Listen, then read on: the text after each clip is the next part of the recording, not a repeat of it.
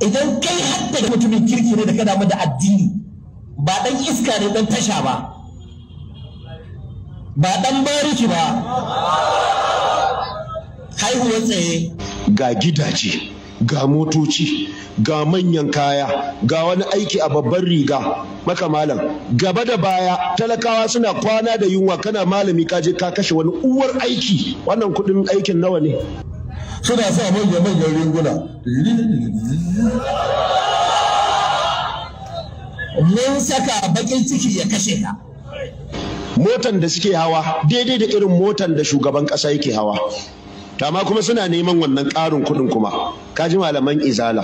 Saboda ni Kabiru Gombe mai wa'azi ne, shi shugaban ƙasa ne, kawo min ayar da ta ce ai haka. To menene laifi na shiga motar da shugaban ƙasa yake shiga da ta? Matukar na samo kayana ta hanyar halal.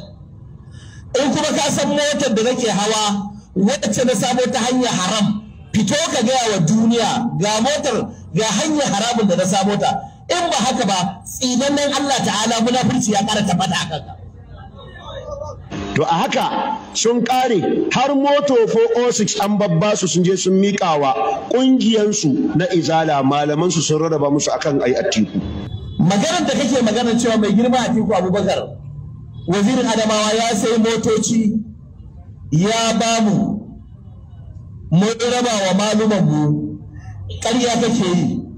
Ba mota ba kurkura ko agwagwa da buje ba keke ba ko wulbaro mai girma waziri bai saya ba ƙungiyar izala ya ba mu raba wani ba. Munafikin Allah, ƙarya ce kake yi. Wayanda kuma za ka yi bayani a gaban kotu sai ka faɗi motocin da wayanda aka baiwa da mai girma